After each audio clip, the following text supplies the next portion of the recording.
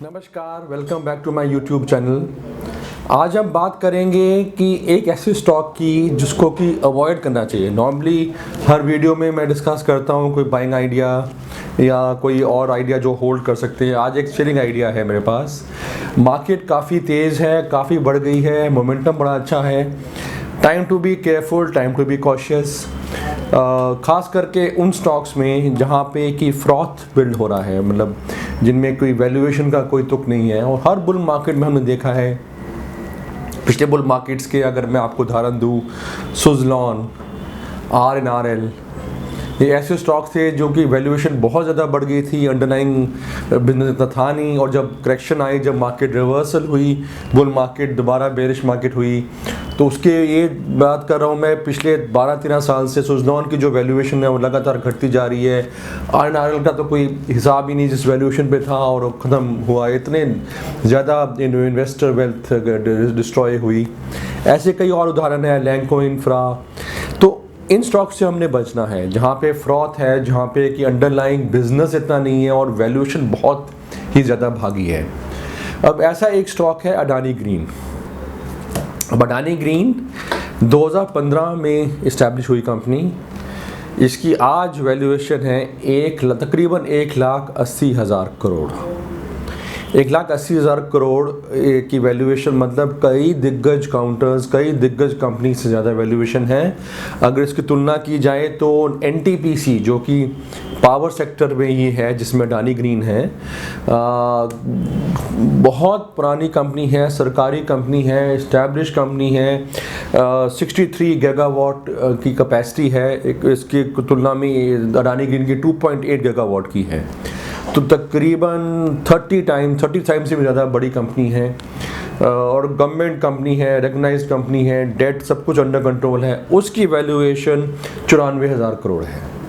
और इस कंपनी जो कि 1/30 साइज़ है उसका और अभी लॉस मेकिंग है, उसकी वैल्यूएशन NTPC से भी डबल हो चुकी है।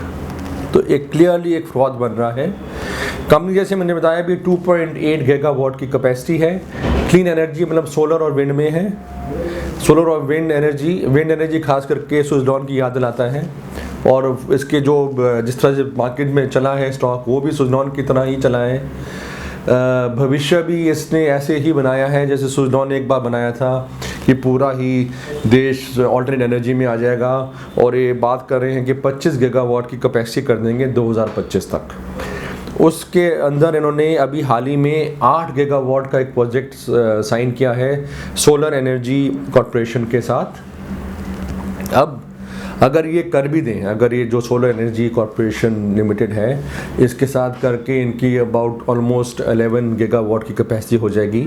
और अगर हम मान भी लें कि 2025 तक ये जो लक्ष्य है 25 गीगावाट का, ये इसको पूरा कर पाएंगे, तब भी अगर आप देखें तो सुज़लॉन एनर्जी का ऑलरेडी 12.5 गीगावाट की कैपेसिटी है, इनकी 2.8 गीगावाट की है। अगर ये अभी जो 25 गीगावाट है, ये बातें हैं, अभी कुछ हुआ नहीं है। 13,000 करोड़ का डेट है अडानी ग्रीन का, 13,000 करोड़ का ही डेट है सुज़लॉन का। सुज़लॉन की मार्केट कैप 3,000 करोड़ की है और इसकी मार्केट कैप 1,80,000 करोड़ की है। कैपेसिटी वाइज सुज़लॉन 4 गुना से भी ज़्यादा है, उतना ही डेट है और 3,000 करोड़ में मिल रहा है। तो आप सुज़लॉन को छोड़कर अडानी ग्रीन लेंगे, क्यों लेंगे पता नहीं, पर मार्केट में मोमेंटम चल रहा है और स्टॉक चल रहा है। तो क्लियरली एक ऐसा स्टॉक है जहाँ पे मेरे मुताबिक बिल्कुल सेल होना चाहिए। अगर आपने ले लिया है, आप मुनाफे में है, तो तुरंत इसको मुनाफा वसूल करें, इस स्टॉक को अवॉइड करें। गलती से भी स्टॉक में ना जाएं। अगर आप किसी भी तरह से आप इसको कंपैरिजन में कर लें तो ये स्टॉक लेने लायक नहीं है, बल्कि बेचने लायक है। स्टॉक में अभी हाल ही में एक्साइटमेंट हुई थी जब इन्होंने सोलर एनर्जी कॉरपोरेशन के साथ डील साइन की 8 गीगावाट की कैपेसिटी की।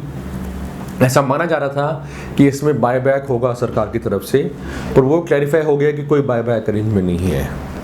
तो ये जो एक तरह से रिस्क भी है बहुत ज़्यादा कि 2.8 गीगावाट से सीधा अगर 8 गीगावाट और कैपेसिटी ऐड होगी तो वो कहाँ बिकेगी, किस रेट पे बिकेगी, कैसे उसके परचेज एग्रीमेंट्स होंगे, वो सब बहुत अनसर्टन है। अभी इनका सिर्फ 2.8 गीगावाट प्लांट है, उसकी तुलना में NTPC 63 गीगावाट प्लांट है, अब इससे 30 टाइम्स ज़्यादा है।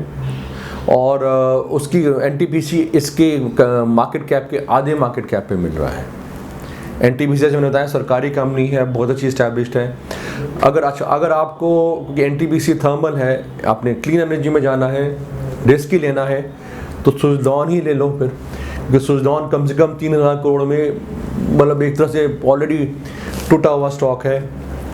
उसकी ऑलरेडी 12.5 गीगावाट की कैपेसिटी है, जिसमें ये पहुँचेंगे अगर इनकी जो उन्होंने अभी हाल ही में एग्रीमेंट साइन किया है उसको पूरी तरह से उतनी कैपेसिटी में आ जाए। जब आएंगे पता नहीं 2-3 साल बाद, तब जाके इनकी सुजलॉन जितनी कैपेसिटी होगी। और डेट ऑलरेडी 13,000 करोड़ का है, जो और बढ़ेगा। इनफैक्ट डेट इनका 3,500 करोड़ का था, वहाँ से ऑलरेडी 13,000 करोड़ बढ़ गया है, बहुत तेज़ी से बढ़ रहा है। और ज़्यादातर ये जो डेट बढ़ता है और इतना यूफोरिया बिल्ड होता है, वो तकरीबन मैं कम से कम 10 एग्जाम्पल दे सकता हूँ पीछे अगर मुड़ के देखें, तो जहाँ पे इतना यूफोरिया हुआ, इतनी मार्केट कैप बढ़ी, साथ में डेट बढ़ा, वो कंपनीज बस्ट हुई, बहुत ज़्यादा वैल्यूएशन फॉल हुआ अल्टीमेटली, और इन्वेस्टर्स का बहुत नुकसान हुआ। तो क्लियरली इसको अवॉइड करें।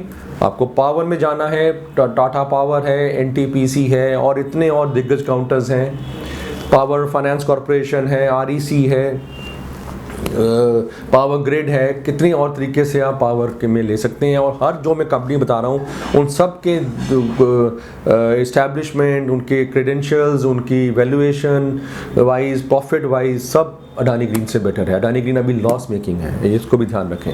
और 1.8 लाख करोड़ की मार्केट कैप, तो बहुत ही ज़्यादा हो रहा है, बहुत ही ज़्यादा बलून है। इसको जब फटने से पहले आप इसमें से निकल जाएं और इसको हरगिज़ अवॉइड करें। ट्रेडिंग भी ना करें, क्योंकि ट्रेडिंग भी हो सकता है गलती से कभी रह जाता है तो उसमें लॉस हो सकता है, तो उसको बिल्कुल अवॉइड करना चाहिए और जल्दी जल्दी सेल करना चाहिए। तो मैं समझूंगा कि आप ये वीडियो में आप अमल करेंगे और अडानी ग्रीन से दूर रहेंगे। अगर आपको मेरा वीडियो अच्छा लगा तो इसको जरूर लाइक और शेयर करिए। आप मेरे को ट्विटर और टेलीग्राम में भी फॉलो कर सकते हैं। Thank you so much for following me and watching me on YouTube. नमस्कार।